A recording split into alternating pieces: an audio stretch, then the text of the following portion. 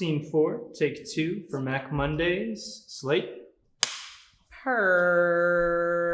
And we are back with another Mac Mondays. I have special guests. I got my big cousin and my little cousin.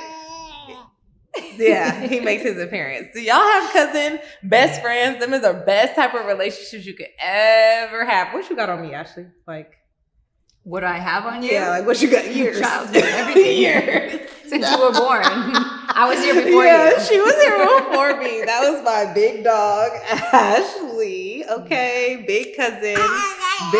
Yes, That's little right. cousin. Okay, he makes an appearance. This is her reincarnated into a little person. Yeah. This is Dorian James. This is DJ, cousin Ashley's baby. Ain't that right? Yeah. And I have her on here today because why not? This is my girl, my cousin. She's lived her life to the fullest. This is a D1 athlete. Yeah. D1 athlete, trainer, influencer, all of those good things. And most of all, and most importantly, in recent times, a whole ass mommy. Do y'all know when y'all people get mommies? Like, it's so crazy. Like, it's a different type of transformation. Yes. It is amazing. Women are strong and just different types of breeds. You know what I mean? Like, how has mommyhood been for you? Motherhood has been very challenging. Yeah. But it's also been the best thing ever. There's really not much to compare it to. It's like simultaneously you're the happiest you've ever been, but everything is new.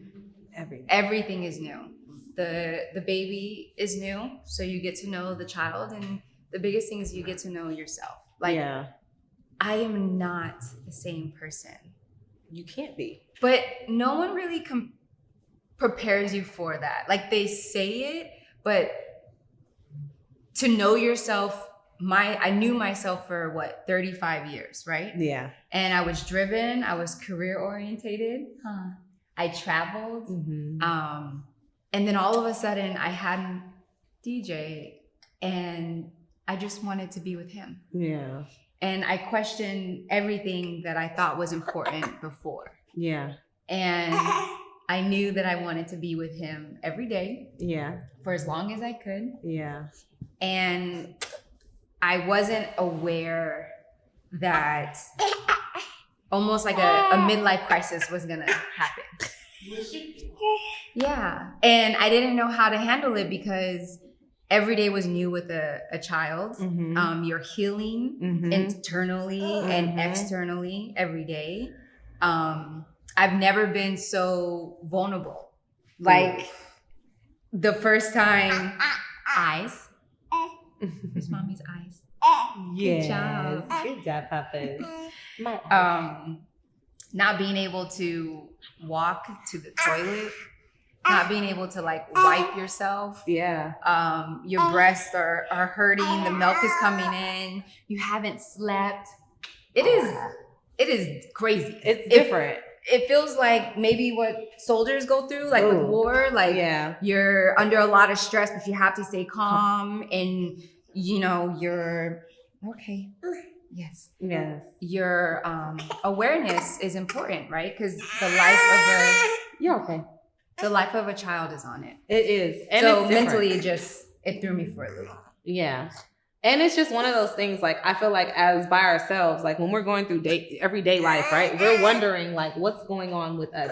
We're trying to figure out how to cope, how to move throughout life.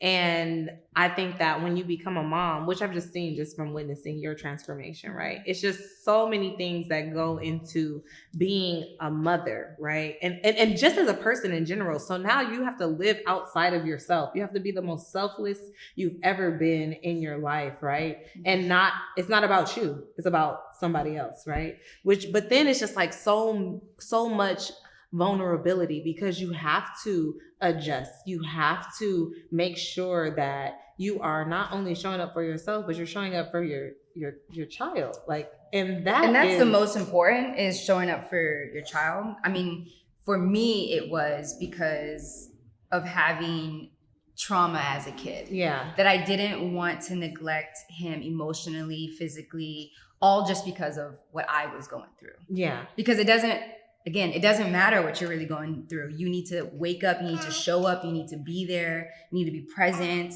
and then you need to heal and get better. And so being a mom has been so complex. Yeah. And the craziest thing that took me by surprise was me not being able to identify when I started to struggle. I think because I've been in a hyper state, like in my career, I was driven and I was doing so many things. So I was used to being like low fuel, but like high energy.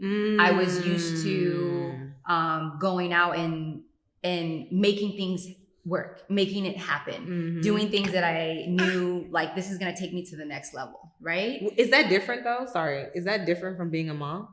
Like knowing what you need to do regardless of how you feel? Like you knew you needed to be high energy regardless if you were feeling low. It's like momhood, motherhood, and just being a person in general. Like if you have a job, if you have anything, you have to show up. You know what I mean? And make it happen regardless of how you feel. You were all the way, you've worked in Australia, you worked everywhere, right? And so you showing up as yourself, whether you're sick, whether you're happy, whether whatever's going on in your personal life, you had to sacrifice it in order to show up for yourself, right? Yeah. And being a mom is the same type of thing that you have to go through as well, right? Like you have to have reality checks with yourself. You have to show up even when you don't want to. You have to get up. If your baby is crying, who gonna fix it? Yeah. You. But that go doesn't really translate well in your postpartum because you need to stop. You need to be present. You need to slow down. Your body physically tells you, right? Like when I was healing and still bleeding, there were days where I was like, oh, I'll get up and I'll try to walk. And then the midwife would ask, like, do you bleed more? And I'm like, yeah. She's like, you need to sit down. You need to relax. And sitting down and relax was not part of who Ashley Joy was. Period. Wasn't part of getting to the next level. Wasn't part of getting that contract or that deal or nothing. And so it was like, it felt counterproductive. Yeah. And with social media, it's like, am I doing something wrong? Yeah. Because I don't feel it necessary to post today or to share such an intimate moment. Or when I shared positivity, there was an undertone of sadness because I felt like I had to dig to become that person again. Do you think that, I mean, because to be honest, you were part of the OG influencer. Like, it wasn't a thing to be an influencer when IG first came around and you started doing it, right? Yeah. So like, and to be quite frank, like nowadays, like there are a lot of companies that use, I'm not going to say specifically your image, but the curly hair, the girl, like that girl is something that is normal in like now's aesthetic of like brands and what they're looking for, right? Whereas like when you first came around, it was definitely it was just you. It was just you. me. Like humbly and respectfully, it was just her. Like I mean, even like my friends are like, "Are you gonna do your hair color differently?" Like, Adriana's no. like, "I'm over the blonde," and I'm like, no, I love this. This feels me. like me. It Yes. wasn't an image.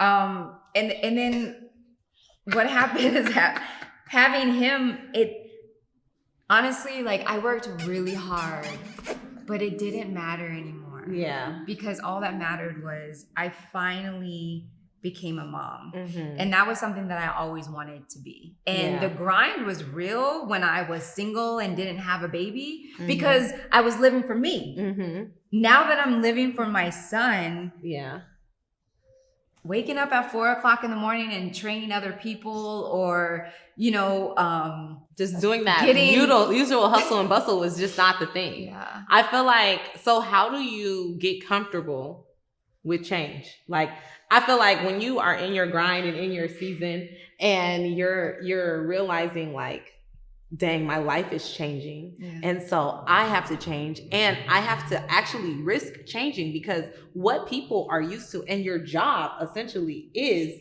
to appease and to be in the know of like what your followers or whatever it is want, versus like your life has changed now. Yeah. How do you transform and translate that into like something different?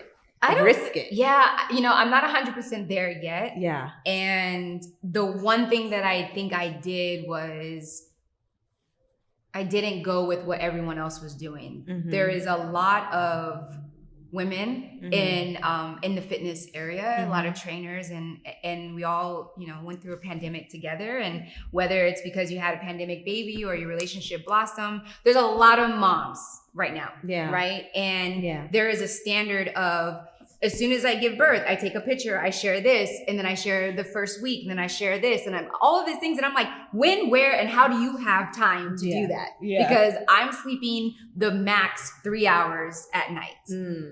Right? And everyone back in the day, like, oh, 3 hours, I'm good, get it done. Like, it's not the same anymore. Yeah. And having a kid and becoming a mother is a very vulnerable place to be. And sharing it and opening up before you're ready can, just like anything, you need to protect. You need to protect, yeah. Not everyone's gonna understand. Everyone has opinions. And I was very guarded in the beginning. And the guardedness was fine. Family was 100% supportive and loving. The thing that happened with me and I didn't realize was, I think the pressure that I put on myself, thinking that like, okay, in X amount of time, I'm going to be back. I'm going to do this, blah, blah, blah. And then time went on and I was like, I don't feel ready, or I don't feel comfortable. I just want to be with him. And I didn't realize the one thought that I had as soon as I gave birth to him was, one day I'm going to die and I'm not going to see him. And he's not going to see me anymore. And that was the first time that I ever realized like death was when I gave birth. Life. Yeah. Yeah. And that's crazy. It's so crazy because it's so backwards. Because it's like, oh my God, we're supposed to be here celebrating this life. And I'm thinking about where I'm going to go and what I'm going to leave him with, right? Yes. Like having that ability. Yeah, you want to talk? They can hear you. And I think that having, like, sorry, y'all gonna get it together. It's okay. Y'all see a baby on the set. Can you hear me?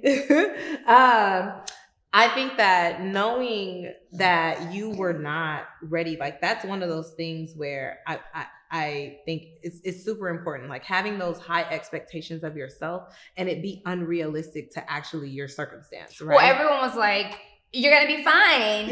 I was just like, okay, yeah. Like I went through everything else, right? And I was fine. It's gonna be that. And then all of a sudden it was like heavy. Yeah. And I shared it and I was like, I'm going through it. I worry about the fact that like one day I'm gonna die. Yeah. Right. And then I didn't realize like that was manifesting more and more.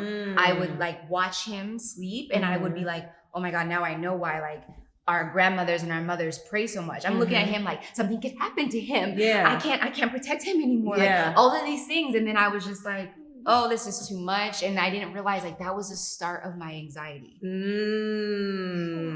And how do you get out of being anxious? Like anxiety is something that plagues so many people. It shows up out of nowhere, right? It's like all of a sudden, especially when things that you do are not the same as what you used to do, right? Things that are not relevant to you anymore. If the conversation has changed within yourself, being around certain people that don't share the same values or energy or anything, that can cause anxiety. Like it can make you be like, oh my God, I do not want to face this or be in this room. And so in your profession of how do you get out of being anxious or having anxiety? I'm still working through it. Yeah.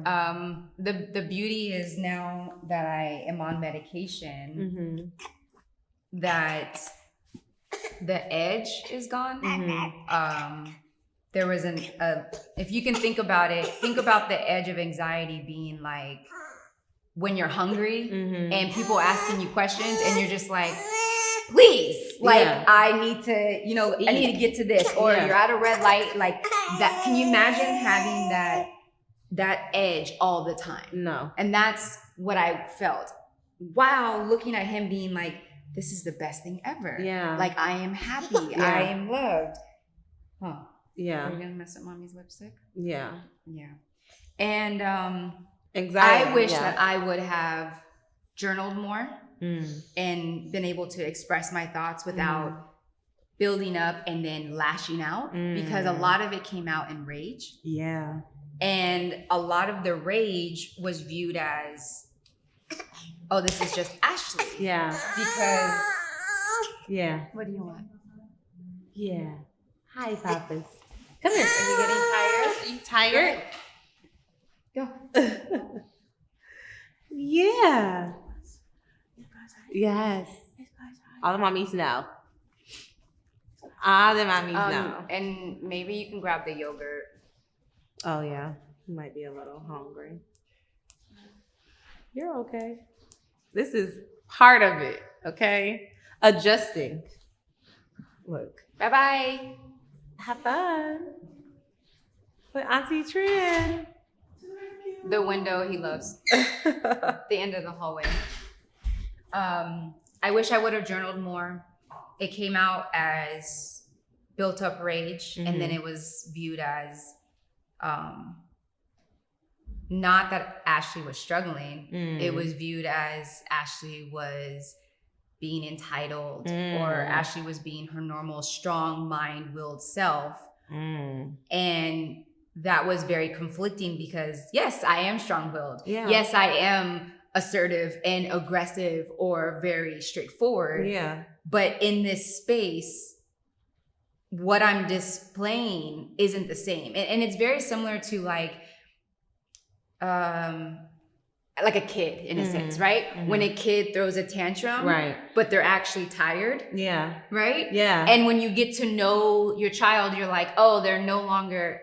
It's not that. It was It's like, this. yeah. Like, it's in appearance and perspective is, I feel like, everything. Because like someone looking at you like, oh, well, she's just being herself. She's just being an Ash or being a bitch, right? Or whatever the case may be. And it's not that. It's actually, I'm going through some other shit, and you need to understand, like, have the compassion to understand that I'm a new mom. I'm going through this realm. I don't know what this is. I don't even know what I'm going through.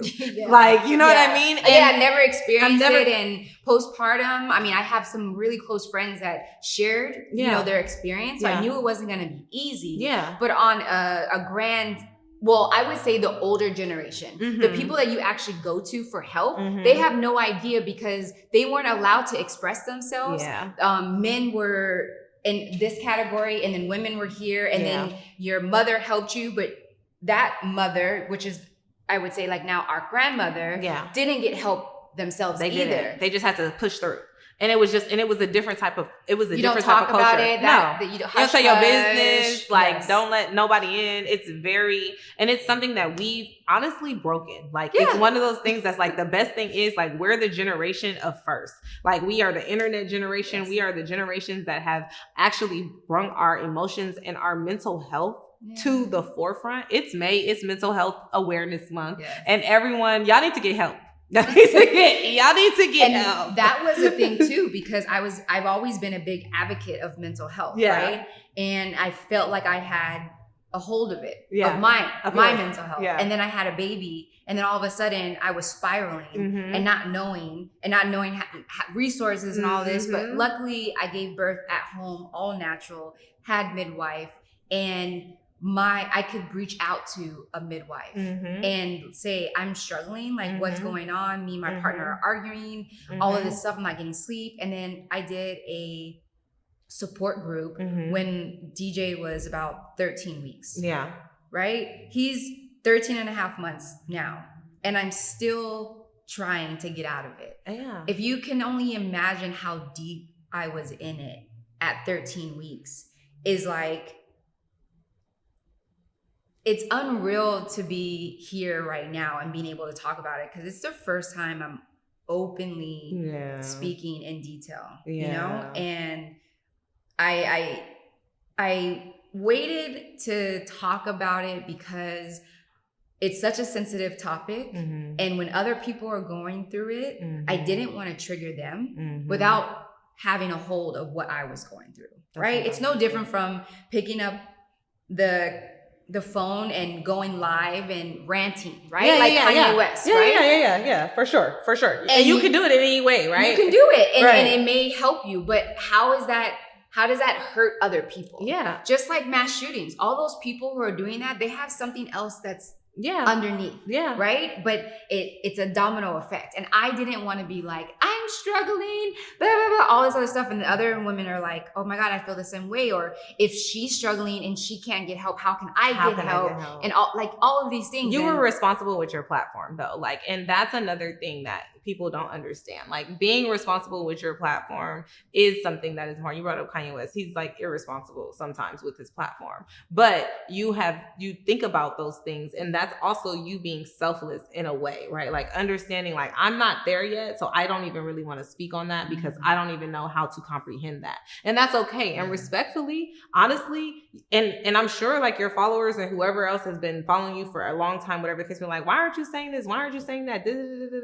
And on the flip side, you're like, honestly, I don't even know what the fuck I'm going through myself. Sorry, y'all. But I don't know what I'm going through myself. So I can't even express that in a responsible way that would help you. You know what I mean? And mind you, we're coming off of a pandemic. Exactly. So it's also like layers of, at one point, thinking that you couldn't even go outside. I had anxiety just going to a grocery store. I didn't go to a grocery store for a month. Yeah. So like, you have to understand that I'm a human being. Yes. And I am now a mom. Yeah. Right? And my protection is my family. And I've always been protective of the family. But I've never shared my personal life at all. So a lot of it switched. Now that I'm not working as much, what do I share? And that